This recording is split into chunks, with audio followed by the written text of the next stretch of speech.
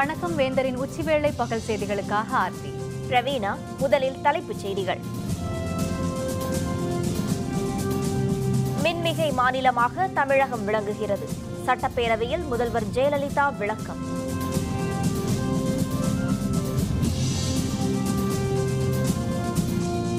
ஸ்டாலின் பேச்சு அவை குறிப்பிலிருந்து நீக்கம். திமுக, காங்கிரஸ் உள்பட எதிர்க்கட்சிகள் வெளிநடப்பு.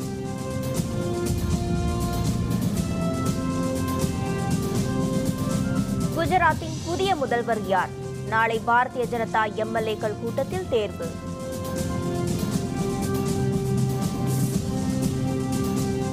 மகாராஷ்டிரத்தில் பாலம் இடிந்து விழுந்து விபத்து. 22 பேர் காணாமல் போனதாக தகவல்.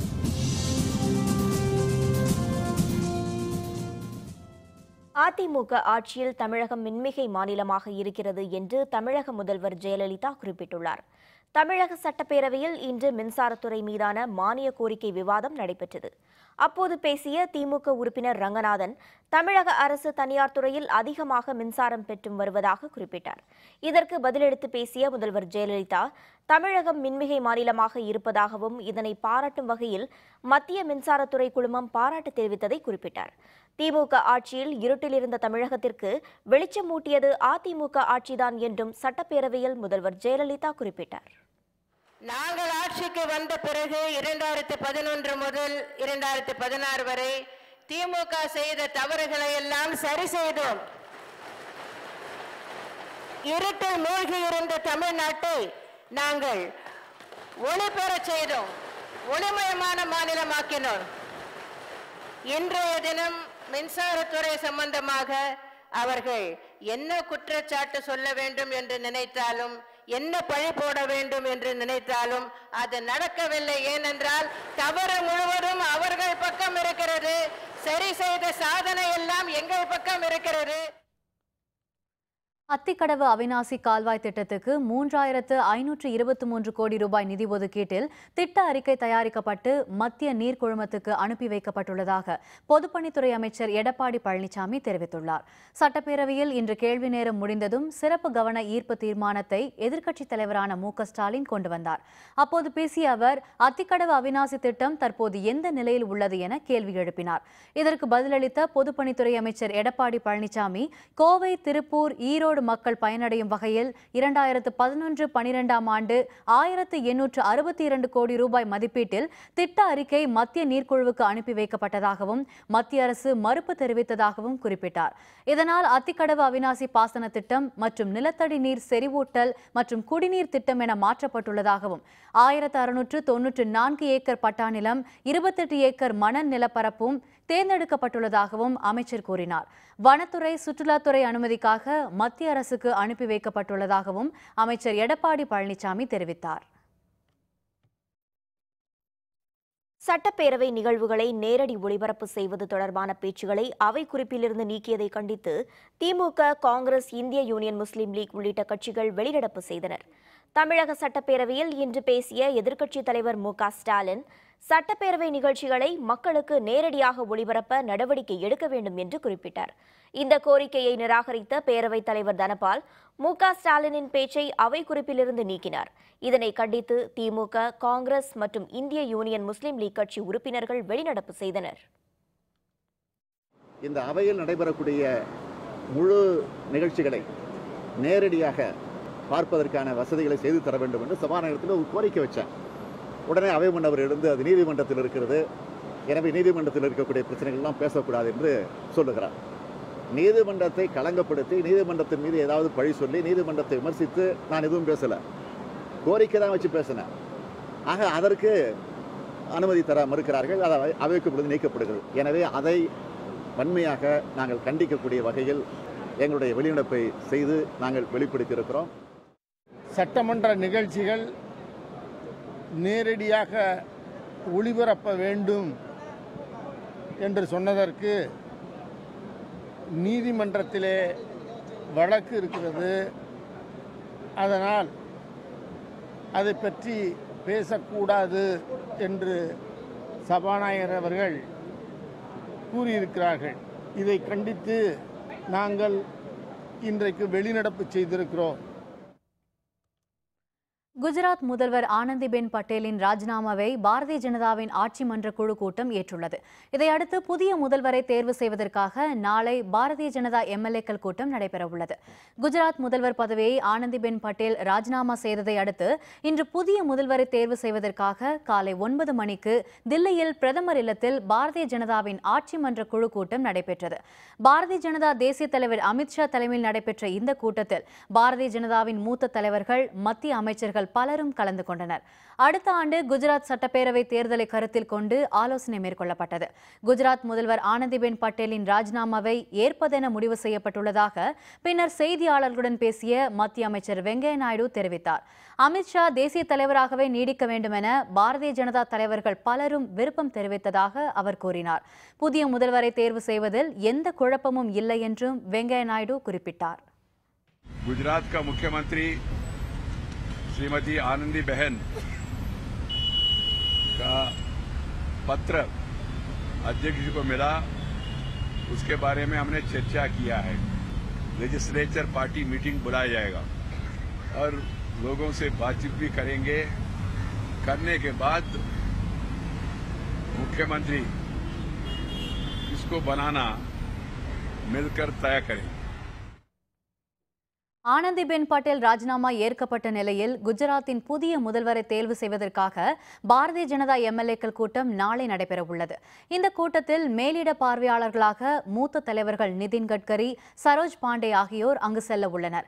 முதல்வர் பதவிக்கு மூத்த அமைச்சர் நிதின் பட்டேல், விஜய் ரூபானி, புருஷோத்தம் ரூபலா, சங்கர் சௌத்ரி, சௌரவ் பட்டேல் ஆகியோரில் ஒருவர் தேர்வு செய்யப்படலாம் என்றும் தெரியவந்துள்ளது. கட்சி தாவல் தடை சட்டம் தொடர்பாக தாக்கல் செய்யப்பட்ட மனுவை உச்சநீதிமன்றம் தள்ளுபடி செய்துள்ளது. கடந்த 2010 மாநிலங்களவை உறுப்பினராக இருந்த அமர் சிங்கும் மக்களவை உறுப்பினராக இருந்த ஜெயபிரதாவும் சமாஜ்வாதி கட்சியிலிருந்து நீக்கப்பட்டனர். தங்களது பதவிக்காலம் முடியும் வரை தங்களை பதவியிலிருந்து நீக்கக்கூடாது என்று கோரி இருவரும் உச்சநீதிமன்றத்தில் வழக்கு தொடர்ந்திருந்தனர். இந்த மனு மீதான விசாரணை உச்சநீதிமன்றத்தில் நடைபெற்றது. இந்த வழக்கை விசாரித்த உச்சநீதிமன்றம் தற்போது இருவரது பதவிக்காலமும் முடிந்துவிட்டதால் வழக்கை விசாரிக்க வேண்டிய அவசியம் இல்லை என்று கூறி அமர் சிங், ஜெயபிரதா ஆகியோரது மனுக்களை தள்ளுபடி செய்து உத்தரவிட்டுள்ளது. கட்சி தாவல் தடை சட்டம் தொடர்பாக தாக்கல் செய்யப்பட்ட இந்த மனு தள்ளுபடி செய்யப்பட்டிருப்பதால் தற்போது தமிழகத்தில் பெரும் சர்ச்சையை ஏற்படுத்தியுள்ள சசிகலா புஷ்பா விவகாரத்தில் இதே கேள்வி எழுந்துள்ளது. கட்சியிலிருந்து நீக்கப்பட்ட நாடாளுமன்ற உறுப்பினர் கட்சி கொறடாவின் வார்த்தையை மீறினால் பதவியை இழக்க நேரிடுமா என்று கேள்வி எழுந்துள்ளது. மகாராஷ்டிரத்தில் கனமழை பெய்து வரும் நிலையில் மும்பை கோவா செல்லும் தேசிய நெடுஞ்சாலையில் பாலம் இடிந்து விழுந்ததில் 2 பேருந்துகள் வெள்ளத்தில் அடித்துச் செல்லப்பட்டுள்ளன. இதில் காணாமல் போன 22 பேரை தேடும் பணி துரிதப்படுத்தப்பட்டுள்ளது. மத்திய பிரதேசம், ஒடிசா போன்று வட மாநிலங்களில் பலத்த மழை பெய்து வருகிறது. மகாராஷ்டிராவில் தொடர்ந்து கனமழை பெய்து வருகிறது. ராய்கர் அருகே சாவித்ரி ஆற்றில் ஏற்பட்ட வெள்ளப்பெருக்கின் காரணமாக மும்பை கோவா சாலையில் உள்ள முக்கிய பாலம் இடிந்து விழுந்ததில் அதில் சென்ற 2 பேருந்துகள், 2 கார்கள் உள்ளிட்ட வாகனங்கள் வெள்ள நீரில் அடித்துச் செல்லப்பட்டுள்ளதாக தெரியவந்துள்ளது. இந்த விபத்தில் பயணிகள் 22 பேரை காணவில்லை என அதிர்ச்சி தகவல் வெளியாகியுள்ளது. காணாமல் போனவர்களை ஹெலிகாப்டர் உதவியுடன் தேடும் பணியில் தேசிய பேரிடர் மீட்புக் குழுவினர் முனைப்புடன் ஈடுபட்டுள்ளனர். இந்நிலையில் நாசிக் நகரின் பல பகுதிகளில் வெள்ள நீர் சூழ்ந்துள்ளது. கோதாவரி ஆற்றில் ஏற்பட்டுள்ள வெள்ளப்பெருக்கின் காரணமாக அதன் கரையோரங்களில் வசிக்கும் மக்கள் அங்கிருந்து வெளியேற்றப்பட்டுள்ளனர். ராய்கர் அருகே விபத்து நடைபெற்ற இடத்தில் காணாமல் போன 22 பேரை தேடும் பணி முனைப்புடன் நடைபெறுவதாக மகாராஷ்டிர முதல்வர் தேவேந்திர ஃபட்னாவிஸ் தெரிவித்துள்ளார். மும்பையில் செய்தியாளர்களுடன் பேசிய அவர், தம்முடன் தொலைபேசியில் தொடர்பு கொண்ட பிரதமர் மோடி மத்திய அரசு அனைத்து உதவிகளையும் அளிக்கும் என உறுதியளித்ததாக குறிப்பிட்டார். आणि एक ड्रायव्हर आणि एक कंडक्टरचे 22 लोक हे या बसेसमध्ये एकूण होते आणि ते वाहून गेल्याचं लक्षात येत आहे. एनडीआरएफच्या टीम ज्या आहेत त्या ठिकाणी पोहोचलेल्या आहेत. त्यांनी एक रेस्क्यूचं ऑपरेशन त्या ठिकाणी आणि रिलीफचं ऑपरेशन सुरू केलेलं आहे. पण रात्री कुठले ऑपरेशन करणं याकरता शक्य नव्हतं की प्रचंड अंधार होता आणि त्यामुळे ते काही शक्य नव्हतं. त्यामुळे पहाटे लगेच पुण्यावरनं एनडीआरएफची टीम आणि बाकी सगळ्या टीम ज्या आहेत. நீண்ட காலமாக நிலுவையில் உள்ள சரக்கு சேவை வரி விதிப்பு சட்ட முன்வரைவு மாநிலங்களவையில் இன்று மதியம் 2 மணிக்கு தாக்கல் செய்யப்பட்டு விவாதிக்கப்பட உள்ளது. மத்தியில் ஆட்சி பொறுப்பேற்றது முதல் சரக்கு சேவை வரி விதிப்பு சட்ட முன்வரைவை நிறைவேற்ற பாரதிய ஜனதா அரசு முயற்சிகளை மேற்கொண்டுள்ளது. இதனை நிறைவேற்றும் விதமாக காங்கிரஸ் உள்ளிட்ட எதிர்க்கட்சிகளுடன் தொடர்ந்து மத்திய அமைச்சர்கள் ஆலோசனை நடத்தினர். இது தவிர மாநில அரசுகளின் நிதி அமைச்சர்களுடன் மத்திய அமைச்சர் அருண்ஜேட்லி ஆலோசனை மேற்கொண்டார். ஜிஎஸ்டி வரியை அமல்படுத்துவதால் மாநிலங்களுக்கு ஏற்படும் இழப்பை மத்திய அரசு 3 ஆண்டுகளுக்கு ஏற்கும் என்பதை பல்வேறு மாநிலங்களின் எதிர்ப்பின் காரணமாக 5 ஆண்டுகளாக மத்திய அரசு மாற்றியது. பொருட்களை உற்பத்தி செய்யும் மாநில அரசுகள் கூடுதலாக 1% வரி விதிக்கும் பிரிவும் நீக்கப்பட்டது. எதிர்க்கட்சிகளின் முக்கிய கோரிக்கைகள் நிறைவேற்றப்பட்டதை அடுத்து இந்த சட்ட முன்வரைவுக்கு அனைத்து கட்சிகளின் ஆதரவும் கிடைக்கும் என எதிர்பார்க்கப்படுகிறது. இந்த நிலையில் சரக்கு சேவை வரி சட்ட முன்வரைவு மாநிலங்களவையில் இன்று தாக்கல் செய்யப்படுகிறது. இதன் மீது பிற்பகல் 2 மணிக்கு விவாதம் நடைபெறவுள்ளது. முக்கிய எதிர்க்கட்சியான காங்கிரஸ் இந்த சட்ட முன்வரைவை ஆதரித்தால் மட்டுமே நிறைவேறும் என்ற சூழ்நிலை உள்ளது. மசோதா நிறைவேற குறைந்தது 160க்கும் மேற்பட்ட எம்பிக்களின் ஆதரவு தேவைப்படுகிறது. இதனையொட்டி காங்கிரஸ், கம்யூனிஸ்ட், சமாஜ்வாதி கட்சியினருடன் மத்திய நிதியமைச்சர் ஏற்கனவே ஆலோசனை மேற்கொண்டார். உள்ளாட்சி தேர்தலில் கூட்டணி உள்ளிட்டவை குறித்து ஆகஸ்ட் 3வது வாரத்தில் முடிவு செய்யப்படும் என்று மக்கள் நல கூட்டணியின் ஒருங்கிணைப்பாளர் வைகோ தெரிவித்தார். சென்னை தியாகராய நகரில் உள்ள மார்க்சிய கம்யூனிஸ்ட் கட்சியின் தலைமை அலுவலகத்தில் மக்கள் நல கூட்டணியின் ஆலோசனைக் கூட்டம் அதன் ஒருங்கிணைப்பாளர் வைகோ தலைமையில் நடந்தது. இதில் மார்க்சிய கம்யூனிஸ்ட் கட்சி மாநில செயலர் ஜி ராமகிருஷ்ணன், இந்திய கம்யூனிஸ்ட் கட்சி மாநில செயலர் முத்தரசன், விடுதலை சிறுத்தைகள் கட்சித் தலைவர் தொல் திருமாவளவன் ஆகியோர் கலந்து கொண்டனர். கூட்டத்திற்கு பிறகு செய்தியாளர்களுடன் பேசிய வைகோ, ஆகஸ்ட் 3வது வாரத்தில் 4 கட்சிகளின் மாவட்ட அளவிலான நிர்வாகிகள் ஆலோசனைக்கு பிறகு உள்ளாட்சி தேர்தல் கூட்டணி குறித்து முடிவெடுக்கப்படும் என்று தெரிவித்தார். 4 கட்சிகளும் இணைந்து உள்ளாட்சி தேர்தலை சந்திப்பது குறித்து இந்த மாதம் ஆகஸ்ட் மாதம் 3வது வாரத்திற்குள் 4 கட்சிகளைச் சேர்ந்த நிர்வாகிகள், அந்தந்த மாவட்டங்களில் மாவட்ட அளவிலான நிர்வாகிகள் பூர்வாங்கமாக பேச்சுவார்த்தை நடத்தி அடுத்தது எப்படி முன்னெடுத்து செல்வது என்றும் இந்த கூட்டத்திலே முடிவு செய்யப்பட்டது. ஒகேனக்கலில் மரத்தில் கார் மோதி விபத்து, 2 பேர் பலி, 5 பேர் படுகாயம். விவரம் விளம்பர இடைவேளைக்கு பிறகு.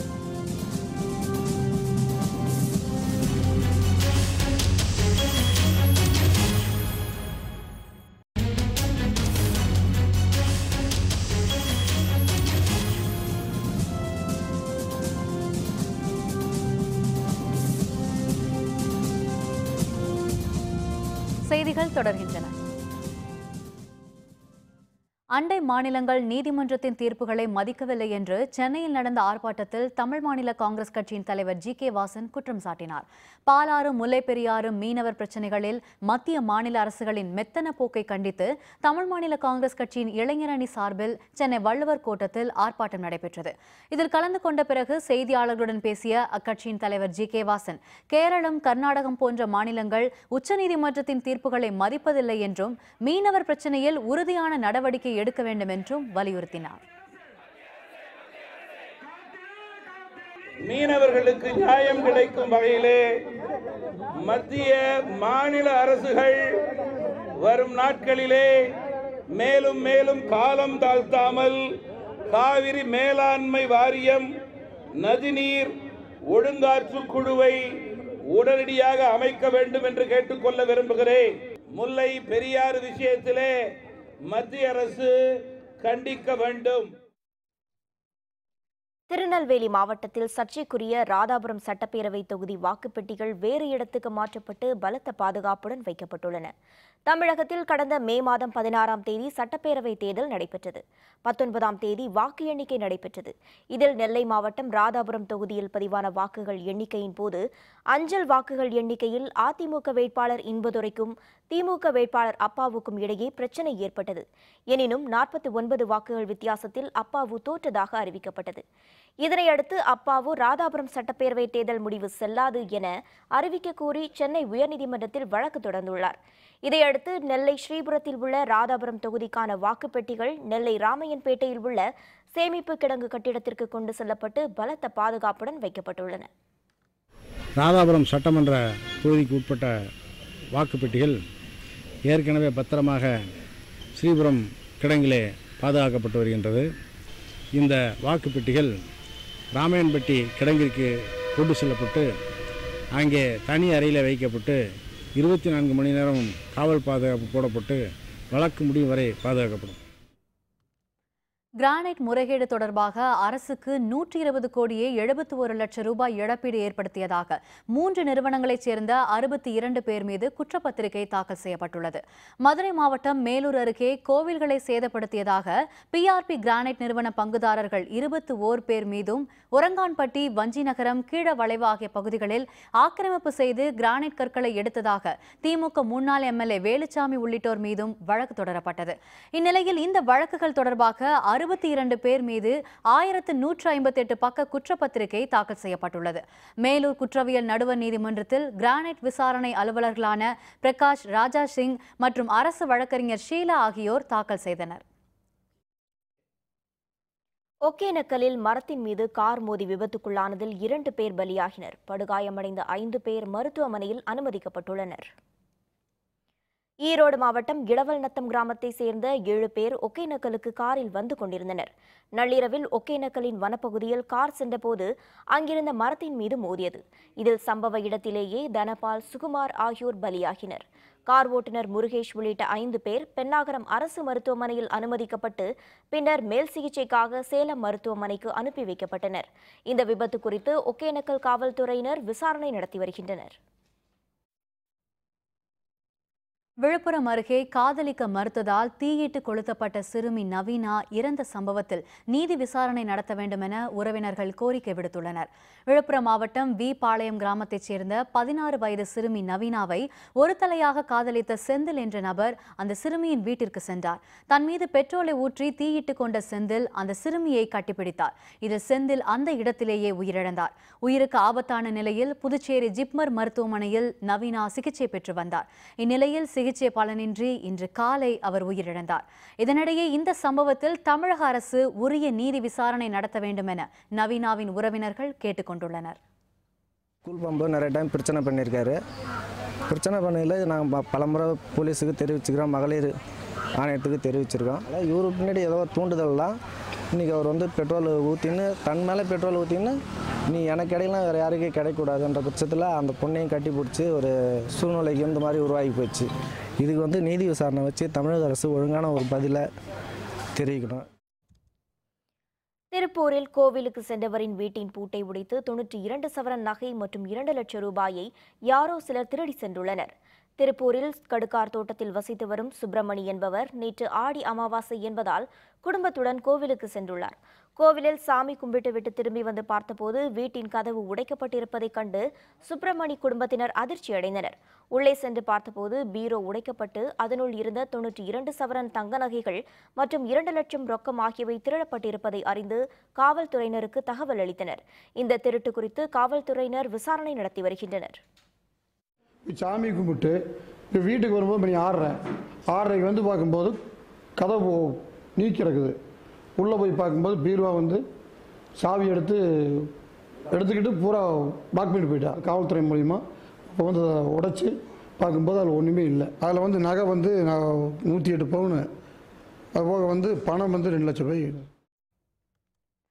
தமிழக செய்தி மற்றும் மக்கள் தொடர்புத்துறை கூடுதல் இயக்குநர் எழிலழகனுக்கு மீள் பணியமர்த்தம் வழங்கப்பட்டுள்ளது. இதையொட்டி முதல்வர் ஜெயலலிதாவை அவர் நேரில் சந்தித்து நன்றி தெரிவித்தார்.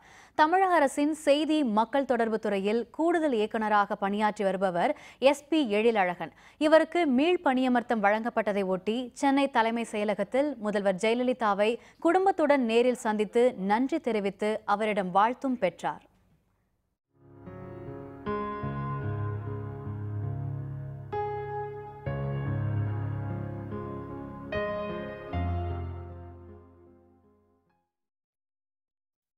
திருநெல்வேலி மாவட்டம் குற்றாலத்தில் சாரல் விழா கொண்டாடப்பட்டு வருகிறது. இதில் தினந்தோறும் போட்டிகளும் கலை நிகழ்ச்சிகளும் நடைபெற்று வருகின்றன. திருநெல்வேலி மாவட்டம் குற்றாலத்தில் நடைபெற்று வரும் சாரல் விழாவில் நேற்று வில்வித்தை போட்டி நடைபெற்றது. இதில் வெற்றி பெற்றவர்களுக்கு பரிசுகளும் சான்றிதழ்களும் வழங்கப்பட்டன. தொடர்ந்து நடைபெற்ற தோல்பாவை கூத்து நிகழ்ச்சியை பார்வையாளர்கள் கண்டு ரசித்தனர். வில்வித்தைக்கு தற்போது அதிக முக்கியத்துவம் அளிக்கப்பட்டு வருவதாக போட்டியில் வெற்றி பெற்றவர்கள் தெரிவித்தனர். நிகழ்ச்சிக்கு பிறகு பேசிய தோல்பாவை கூத்து கலைஞர் முத்துசந்திரன், இந்த கலையை பள்ளிகளில் கற்றுக் கொடுக்க நடவடிக்கை எடுக்க வேண்டும் என்றும் அதன் மூலம் நலிவடைந்த கலைஞர்களின் வாழ்வாதாரம் பாதுகாக்கப்படும் என்றும் கூறினார்.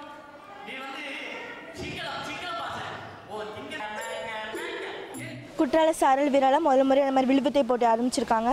இந்த போட்டி இது வரைக்கும் பெரிய பெரிய நகரங்கள் அந்த மாதிரி இடத்துல தான் நடந்திருக்கு. இப்போ முறை இந்த மாதிரி கிராமப்புற இடத்துல நடந்திருக்கிறது எங்களுக்கு ரொம்ப பயனுள்ளதாக இருக்குது. இந்த பகுதியில் பள்ளி கல்லூரிகள் மாணவர்கள் நிறைய பேர் இங்கே பங்கேற்றிருக்காங்க. இதில் பங்கேற்றனால ரொம்ப சந்தோஷமாக இருக்குது. இந்த தோல்பாவை கூத்து மூலியமாக பல கருத்துக்களை நாங்கள் சொல்லலாம். ராமாயணம், நல்ல தங்கால், ஹரிச்சந்திரா இப்படி கதைகளை மட்டும் இல்லாமல் நவீன காலங்களில் கல்வி, தன் ஒழுக்கம், பிளாஸ்டிக்கில் பயன்படுத்தக்கூடாது, பல்லுயிர் பெருக்கங்கள் இப்படி பல நிகழ்ச்சிகள் நாங்கள் பண்ணினால் இந்த கலையின் மூலியமாக மக்கள் மத்தியில் நல்ல பெயர் ரீச் ஆகும். அது மட்டும் இல்லாமல் எங்களுடைய கலைகள் இன்னும் வளர்ந்து கொண்டிருக்கும். புதுக்கோட்டை அருகே செல்லுக்குடி அருள்மிகு வீரலட்சுமி அம்மன் கோவில் விழாவில் பக்தர்களின் தலையில் தேங்காய் உடைத்தும் சாட்டையால் அடித்தும் வித்தியாசமான முறையில் வழிபாடு நடைபெற்றது. 500 ஆண்டுகள் பழமை வாய்ந்த இந்த கோவிலில் ஆடித்திருவிழா கடந்த 24ஆம் தேதி காப்பு கட்டுதலுடன் தொடங்கியது. நாள்தோறும் சிறப்பு அலங்காரத்தில் அம்மனின் வீதியுலா நடைபெற்றது. இந்நிலையில் விழாவின் முக்கிய நிகழ்வான பக்தர்கள் நேர்த்திக்கடன் செலுத்தும் நிகழ்ச்சி நடைபெற்றது. இதில் வரிசையில் அமர்ந்திருந்த பக்தர்கள் தலையில் பூசாரி தேங்காய் உடைத்து அவர்களின் நேர்த்திக்கடனை நிறைவு செய்தார். இதையடுத்து நடைபெற்ற சாட்டையடி நிகழ்ச்சியில் திரளான பக்தர்கள் பங்கேற்றனர்.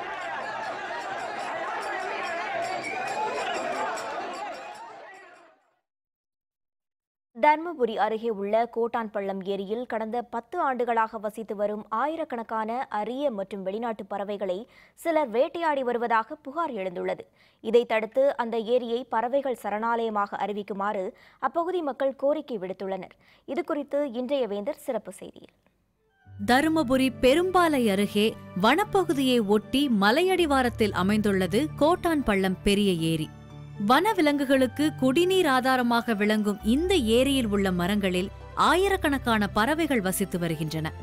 பருவமழை பெய்யும் டிசம்பர் மாத சீசன் நேரத்தில் கோட்டான்பள்ளம் ஏரிக்கு வரும் பறவைகளின் எண்ணிக்கை ஆண்டுதோறும் அதிகரித்து வருவதாக அப்பகுதி மக்கள் கூறுகின்றனர்.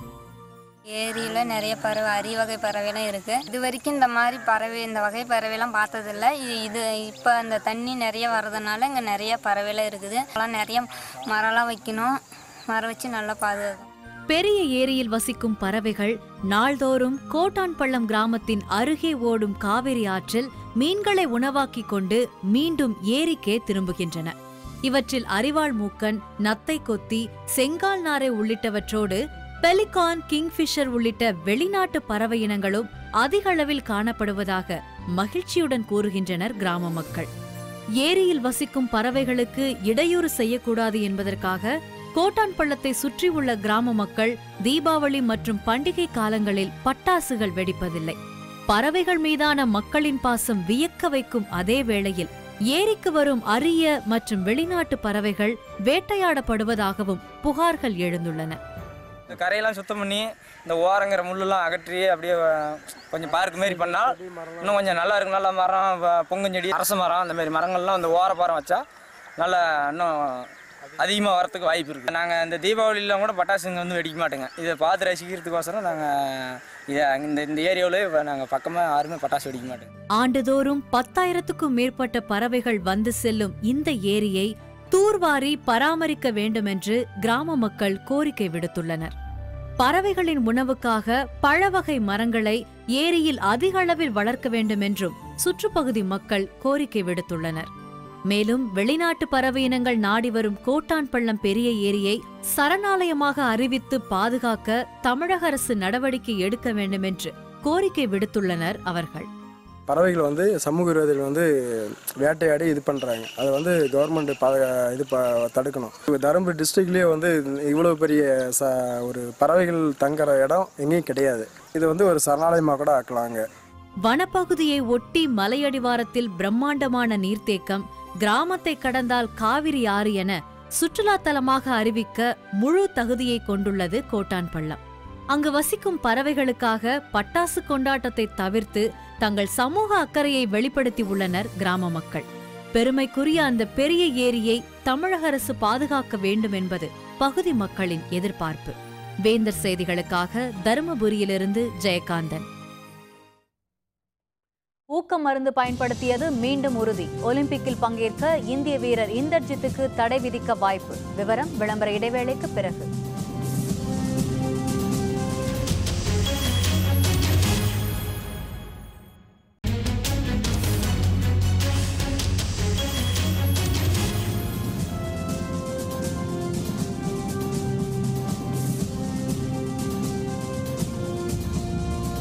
செய்திகள் தொடர்கின்றன. இனி அயலக செய்திகள்.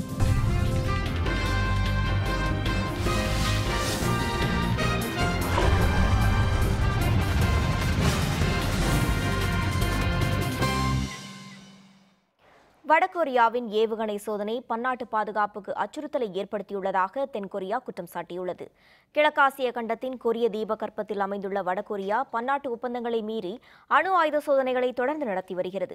இதன் காரணமாக அந்த நாட்டின் மீது ஐக்கிய நாடுகள் அவையின் பாதுகாப்பு கவுன்சிலும் அமெரிக்காவும் மிக கடுமையான பொருளாதார தடைகளை விதித்துள்ளன. இந்த நிலையில் கண்டம் விட்டு கண்டம் பாயும் மேலும் ஒரு ஏவுகணையை வடகொரியா பரிசோதித்துள்ளது. இதற்கு கண்டனம் தெரிவித்துள்ள தென்கொரிய அமைச்சர் ஜியாங் ஜூன் ஹி, அண்டை நாடுகளை அச்சுறுத்தும் செயலை கைவிட்டு வடகொரிய அரசு தனது நாட்டு மக்களின் வாழ்வாதாரத்தில் கவனம் செலுத்த வேண்டும் என தெரிவித்துள்ளார். இரண்டாம் கட்ட சோதனையிலும் ஊக்கமருந்து பயன்படுத்தியது உறுதி செய்யப்பட்டதை அடுத்து இந்திய குண்டு எறிதல் வீரர் இந்தர்ஜித் ஒலிம்பிக்கில் பங்கேற்பதில் சிக்கல் ஏற்பட்டுள்ளது. ரியோ ஒலிம்பிக் போட்டிக்கு தகுதி பெற்றிருந்த இந்தர்ஜித் அண்மையில் நடைபெற்ற ஊக்கமருந்து சோதனையில் சிக்கினார். இதையடுத்து இரண்டாவது முறையாக பி மாதிரி சோதனை நடத்த வேண்டும் என அவர் கோரிக்கை விடுத்தார். இந்த நிலையில் இரண்டாம் கட்ட சோதனையிலும் அவர் ஊக்கமருந்து பயன்படுத்தியது உறுதி செய்யப்பட்டுள்ளது. இதன் மூலம் அவர் ஒலிம்பிக்கில் பங்கேற்பது கேள்விக்குறியாகியுள்ளது. இடைநீக்கம் செய்யப்பட்டுள்ள அவரிடம் அடுத்து தேசிய ஊக்கமருந்து தடுப்பு ஏஜென்சியின் ஒழுங்கு நடவடிக்கை குழு விசாரணை நடத்தி தண்டனையை அறிவிக்கும் என தெரிகிறது. ஆசிய சாம்பியனான 28 வயதான இந்தர்ஜித்துக்கு 4 ஆண்டுகள் வரை தடை விதிக்கப்பட வாய்ப்பு உள்ளது. மீண்டும் தலைப்புச் செய்திகள். மின்மிகை மாநிலமாக தமிழகம் விளங்குகிறது. சட்டப்பேரவையில் முதல்வர் ஜெயலலிதா விளக்கம். ஸ்டாலின் பேச்சு அவை குறிப்பிலிருந்து நீக்கம். திமுக, காங்கிரஸ் உள்பட எதிர்க்கட்சிகள் வெளிநடப்பு. குஜராத்தின் புதிய முதல்வர் யார்? நாளை பாரதிய ஜனதா எம்எல்ஏக்கள் கூட்டத்தில் தேர்வு.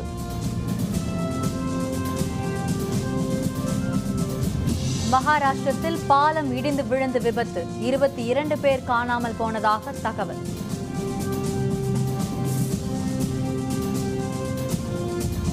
இத்துடன் வேந்தரின் உச்சிவேளை பகல் செய்திகள் நிறைவடைந்தன. மீண்டும் மாலை 6 மணிக்கு வேந்தரின் அந்திமாலை குறுஞ்செய்திகளில் சந்திப்போம். வணக்கம்.